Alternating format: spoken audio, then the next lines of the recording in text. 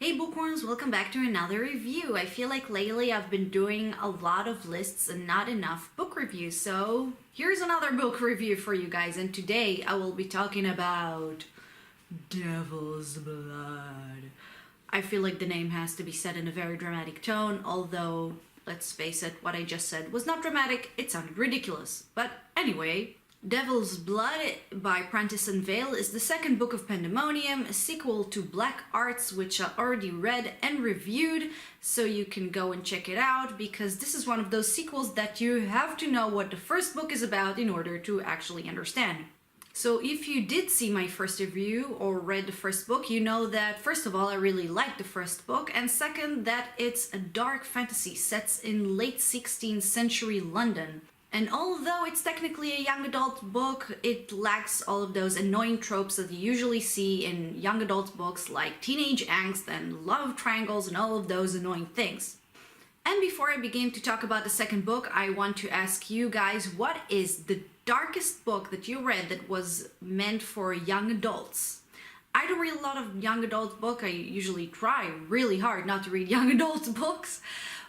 So I don't have a lot of books to choose from, but if I have to choose from the realistic genre, it probably would be 13 Reasons Why by J. Asher, and from the fantasy genre, it's either one of these books of Pendamonium or maybe The Screaming Staircase, which is the first book of a series by Jonathan Straub. So Devil's Blood, like I said, is the second book of Pendamonium. Unfortunately, it seems like it's also the last book of Pendamonium. I tried to check online, but I couldn't verify either way if it's the last one or not. If I'll have more information, I will post it in this video as an annotation or something.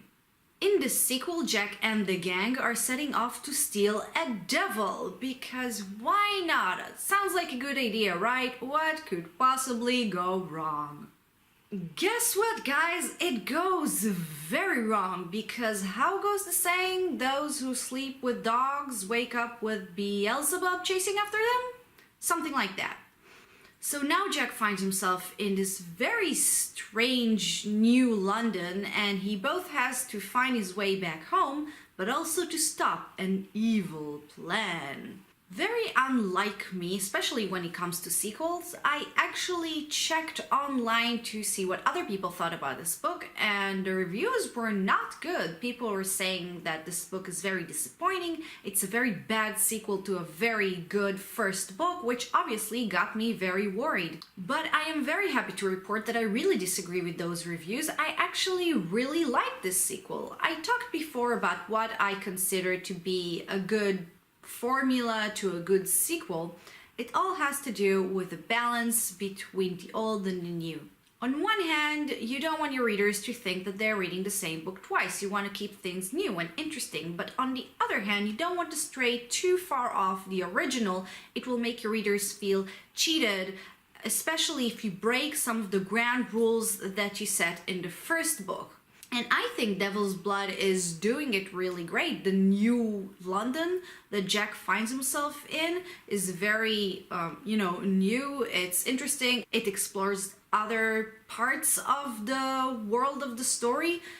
The beloved characters stay beloved. Some of the relationship evolves, doesn't simply change, but evolve. That's a good thing. Funnily enough, the one big complaint that I have about this book is the same complaint that I had about the first book. The villain is just a cardboard cutout of a villain. He's just a bad guy. He's just evil. We see nothing of what's behind this first evil layer, no pun intended, of his personality. We know nothing about his past, what made him become a villain, or maybe he was just born a villain. But there must be something behind what he wants. I mean, we find out what his plan is, which I'm not gonna tell you, don't worry, that's the evil plan that Jack has to stop, but we know nothing about the bigger picture. But like the first one, the fact that the villain was a very shallow character didn't ruin the book for me. I found it cool, interesting, very creepy. There are a lot of bugs there crawling out of people's eyes and mouth. I did mention Beelzebub, didn't I? You know, Lord of the Flies. If you hate bugs, think twice before reading this book. And I think that's where I leave it. Overall, I really enjoyed this book. I think that if you read the first one and you're worried about the second one, you have nothing to worry about. I really enjoyed the sequel. I thought it was a good sequel. The only unfortunate thing is that it seems like it's the last book of the series. Like I said, I couldn't verify it, but it ends with something along the line of he stayed there until this day, you know, that kind of give you a clue that there might not be any sequels. But I'm not 100% sure, and once again, if I'll find out anything more, I'll add it as an annotation. So that's it for my video, guys. I really hope you enjoyed this review and this video. If you did, please click like and show it. Comment down below about your favorite dark young adult books. And don't forget to subscribe to my channel if you dare, and also join me in other social media.